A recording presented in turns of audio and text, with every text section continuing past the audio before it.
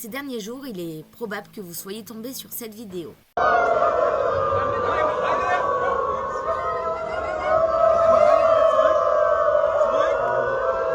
Si vous me connaissez bien, vous savez que j'apprécie beaucoup démystifier les vidéos, surtout quand le sujet touche à l'alterhumanité. Alors, vous êtes prêts ? La vidéo affirme dans sa légende que les personnes présentes aboient pour faire connaître leurs droits en tant que personnes chiens. Cependant, si vous regardez d'un peu plus près, vous verrez que ces individus ne ressemblent pas tant que ça à des terriens. Si on zoome un peu, on peut observer qu'ils portent une étrange cagoule à l'apparence de tête de chien. Cette coiffe s'appelle une puppy hood. Et oui, ici les personnes ne sont absolument pas terrianes ni otherkin. Le puppy play est un loisir qui consiste à imiter le comportement d'un animal, la plupart du temps celui d'un chien, dans des contextes particuliers. Les adeptes ne se ressentent pas spécialement animal. Ils vont juste endosser le comportement d'un canidé lors de ces moments spécifiques. Ce que vous voyez ici, ce sont des puppies, donc les amateurs de puppy play, qui aboient en chœur lors d'une convention à Berlin, en Allemagne. De la même manière que les personnes qui portent un cosplay, eux portent une tête de chien, parfois un costume entier, lors de ces rencontres. Un puppy ne va pas se comporter comme tel dans la rue, ou dans un espace qui n'est pas dédié à cet effet. Il est également possible d'être terrien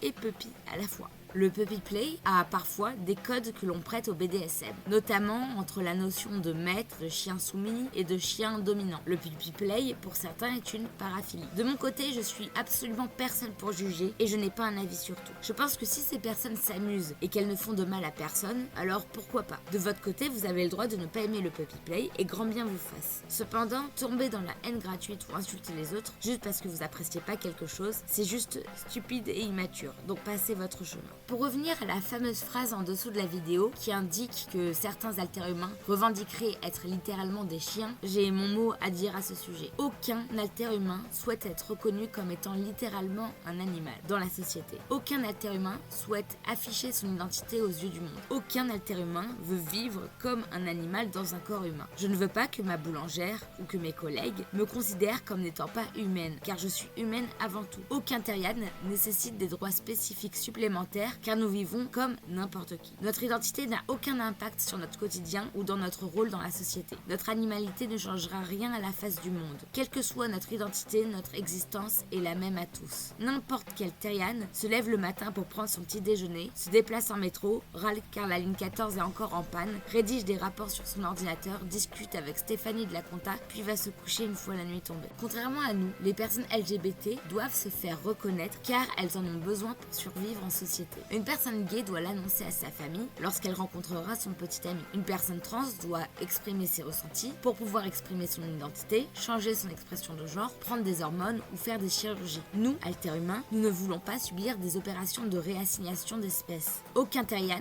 veut que le mot chat ou loup soit inscrit sur sa carte d'identité. Enfin, nous forçons personne à comprendre ou à apprécier l'alterhumanité. Nous imposons à personne notre manière de nous voir ou de voir le monde. De cette même manière, nous n'avons rien à manifester. D'ailleurs, nous voulons même pas manifester du tout. Notre identité est un simple ressenti que nous souhaitons pas forcément afficher au monde entier. C'est un ressenti intime et personnel. Pour conclure, je tiens à rappeler qu'il est essentiel de faire attention lorsque l'on se balade sur les réseaux sociaux. TikTok est parfois un nid à désinformation et rempli de contenu faisant appel à la haine ou aux moqueries. Ici, clairement, le créateur de la vidéo a juste souhaité faire une sorte de bad buzz qui au final a fait beaucoup plus de mal qu'autre chose à notre communauté. Avant de juger quoi que ce soit, prenez le temps de faire des recherches, de vous renseigner et surtout de parler à des personnes concernées. Essayons d'éviter la haine inutile, les qu'en dira-t-on et tout ce qui pourrait donner injustement une mauvaise image à une communauté quelle qu'elle soit.